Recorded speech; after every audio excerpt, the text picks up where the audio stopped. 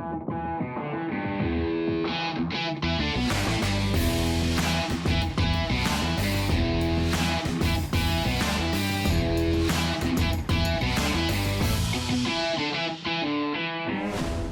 in to Get Your Gamble On. We're going to help you get it going. We got another fantastic NFL weekend upon us. I'm Bob Slovak. The pros with me, Jason Alexander. He knows gambling. Jason, how'd you do last weekend? I tell you, 3-0 my top three plays, Bob, and I add a little whipped cream on top, a little Vegas money line on Monday Night Football. So 4-0 for the Consummate Pro last week. Then we've got some proof of that. Absolutely, we do. Oh, baby, clean up on aisle 5, clean up on aisle 5. Just got done watching the Raiders whip Drew Brees' candy ass all over Las Vegas. 4-0 week for the Consummate Pro.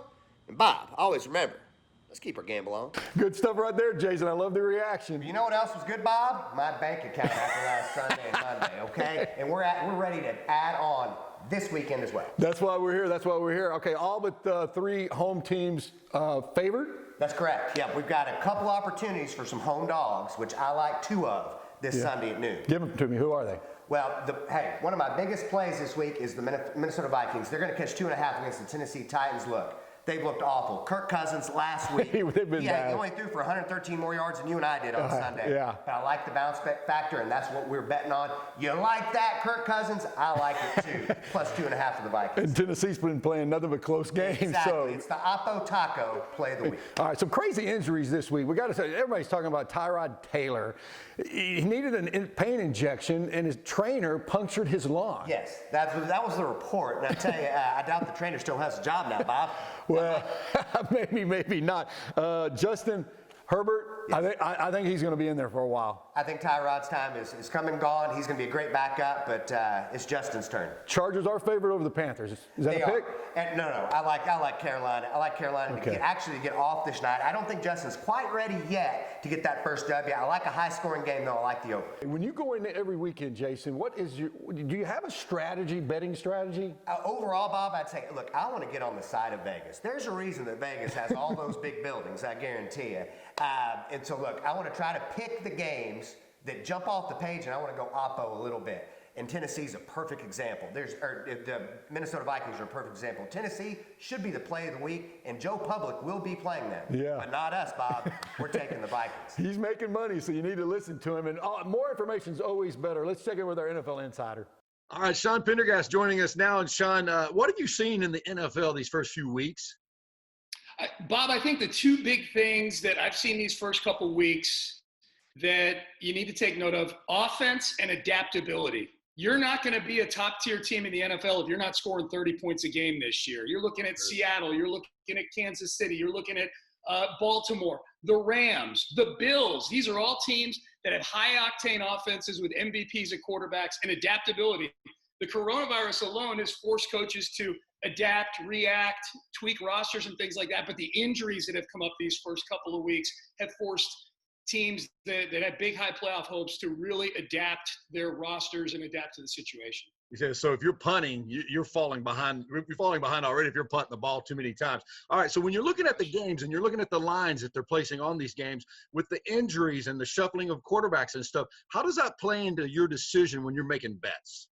I look at coaches a lot. I look at head coaches that are able to do more than pay lip service to next man up. Truly have deep rosters. You look at the depth of the roster, how they develop talent, and the ability to adapt on game day. That's why you see, for example, a coach like Kyle Shanahan go into New York, and he's only a 3-point favorite against the Giants. He doesn't have his quarterback, his running back, his 2 best defensive linemen, several other guys. He goes in and wins 36-9. I always look at the head coach and the quarterback right before I place that bet. That is a great call. And I would think, too, with all these teams scoring, 30, 35 points a game, man, the over has to be a good bet. A lot. It is. I mean, the odds makers, I think the odds makers catch up to it at some point. They bake it into the total, maybe inflate the total a little bit, but they're having a tough time catching up so far. I think these offenses are a little bit ahead of where maybe even the odds makers thought they would be early in the season. All right. Good stuff right there, Sean. I appreciate it. All right, Bob. I always love to hear from Sean, man. Sean always has great good info there. All right, one of the games we're very interested in, the Texans playing at the Steelers, 0-2 against 2-0. The Steelers favored in this one. I don't know if the Texans get off the schneid. Well, I tell you what, Bob, and look, we're 0-2. Everybody's probably thinking, is Deshaun Watson going to lose 3 in a row? And I hate to say it, he's going to. Look, this Texans team is just not what it's supposed to be. We don't have the weapons, and our defense is awfully shaky. I like Big Ben to throw for about 330 on us. I think Pittsburgh actually wins running away by 7 to 10. Yeah, and the thing about the Texans, Deshaun can't do it by himself, and he's going to get beat up because the Steelers' defense, they bring it. So I'm going to have to go with the Steelers on that one. We'll see. It's just not enough. It's not enough. More info coming your way with our odds maker. All right, let's join in with our odds expert, Robert Kowalski. And Robert, thanks for being with us. Real quick now, the NFL draws in a lot of beginner gamblers. What's the best advice can you give those beginners? You know, Bob, it's almost too easy to say just follow your instincts because no one knows more about sports betting than the old wallet in your own pocket. But ultimately, you want to take a look and see if you're going to go ahead and take any kind of a position at all, Bob, get those points. Find the underdog and grab those points because, I mean, after all, Bob, the game hasn't even started and you're already up, whatever the amount of points that you are getting. Hey, are you into fantasy football? Of course, everybody is these days. Joining us now is Caitlin Beth. She's into fantasy football. How many teams do you have, Caitlin? I have 2 teams right now. Okay, with who? So I've got my work league, and of course I'm the only female in it, so I have to beat everybody. So I have to be really good in that one. Okay. And then I'm in my family league. Okay, so what's your strategy when you go into these fantasy leagues?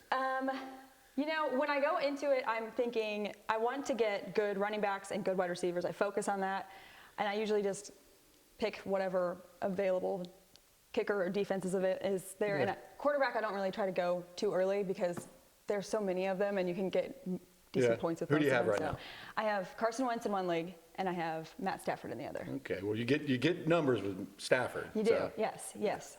Stafford's good. Carson Wentz has been okay. I'm hoping that he picks up, you know. If not, I might have to trade him in for a new Okay, so model. many injuries these first few weeks of the NFL. Are you getting hurt? I am. Only one person of mine has gotten hurt, and it was Christian McCaffrey. And so I picked up Mike Davis in his place, and so I think I'll be okay. And he's only out 4 to 6 weeks or whatever, so it's not like Saquon, so I don't have to worry about that. Okay, so you say you're the only girl in the one league. So there's a lot of talk, smack being traded back and forth? Oh yeah, and luckily I can handle it because I probably dish it out more than anybody else. But my boss and I have a good relationship, and he talks the most shit of anybody else. I probably shouldn't curse on this. It's okay.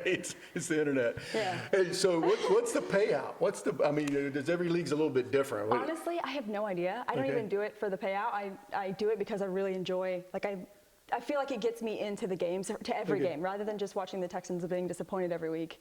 I can be into every game and be excited when my people are doing good. Exactly. Yeah. So yeah, you're a sports fan. You're also a former NFL cheerleader. What's the craziest thing that happened, or any kind of strange story? Because I mean, we see you on the sidelines, but that's about it. You know, I don't really have a specific strange story. There's just a lot of quirks about it that were just so weird. Yeah.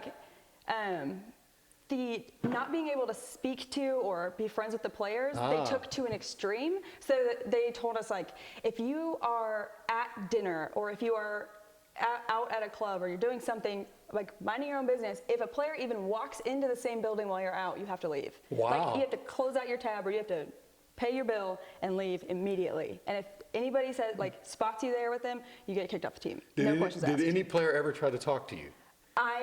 Yes, they did. Because you're at appearances with them, and so you see them and you get to know them. So I've become friends with some of them, but I couldn't when I was a cheerleader, and now that I'm not, I could say that. But Okay. yeah, it was because it's you're not going to just sit there. But did they ask you out? Come on now. I plead the fifth, but yeah. So you get to know them, you can become friends with them because you're sitting and talking to them at the appearances, and they tell you only talk about Texans-related stuff, and it's you run out of stuff I pretty think it would quick be there. hard. Sitting next to you, I think it would be hard not to ask you out. Yes. So let's just leave it at that. All right, Caitlin Beth, good luck this week on your fantasy teams. Thank you so much. I need it.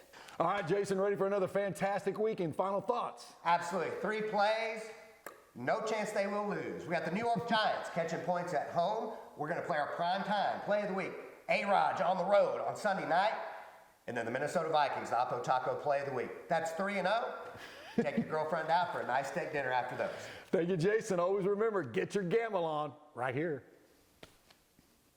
Perfect.